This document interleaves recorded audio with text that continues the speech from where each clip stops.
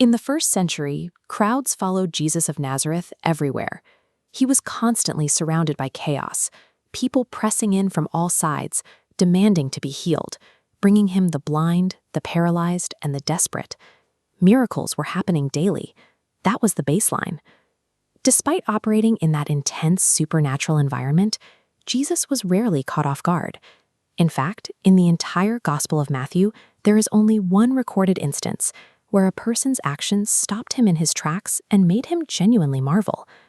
A Roman centurion triggered this reaction, an occupying military commander representing the very empire that was oppressing the Jewish people. Look at this map of how society was structured at the time. Access to God was strictly guarded. The religious system demanded the right bloodline, a perfect pedigree, and flawless adherence to the rules. If you were one of these disconnected nodes on the outside, you stayed on the outside. That feeling of being locked out remains familiar today.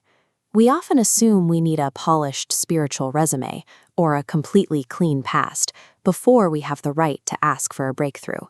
Facing a domestic crisis his rank couldn't solve, this commander ignored the existing gates. He bypassed the gatekeepers and found a different way to access divine authority. As a commander of 100 men, this officer held absolute local power.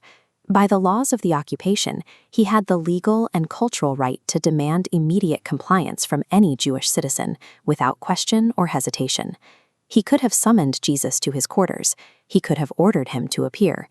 Instead, he walked through the crowd and approached Jesus with a desperate plea for help. When Jesus offered to come to his home, the centurion declined. He voluntarily called himself unworthy to host him. True greatness reveals itself in knowing exactly when to bow. He was bowing for a servant, legally considered property at the absolute bottom of the social ladder. This servant couldn't increase the commander's status or pay him back. The centurion risked his public reputation for someone offering zero return on investment. True character reveals itself when a person uses their authority to advocate for the most vulnerable people in their community. When he declined the home visit, the centurion offered a radical alternative. He told Jesus, "Just speak the word, and my servant will be healed." He explained his logic using the military chain of command. An officer issues an order. A soldier instantly executes it. The spoken order carries the empire's full weight. He mapped this onto spiritual authority. Jesus' spoken word had absolute jurisdiction over illness. Distance was irrelevant. Most of us prefer to treat God like a contractor. We ask for a detailed business plan, a step-by-step timeline, and physical proof of progress before we are willing to trust the process. The centurion required none of that. He stated his need, accepted a verbal promise, and closed the transaction without needing to see the physical result. Profound faith doesn't require micromanaging the mechanics of the miracle. It only requires total trust in the rank of the one issuing the orders. Jesus turned to the crowd and announced that he had not found anyone in all of Israel with such great faith. He honored the soldier's logic perfectly. He told the centurion to go, and the servant was healed remotely, miles away, in that exact hour. But Jesus didn't stop at the healing.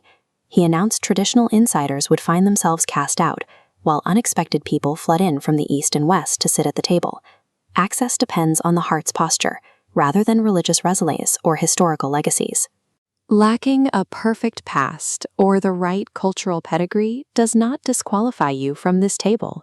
In fact, recognizing your own need is often the very thing that secures your seat.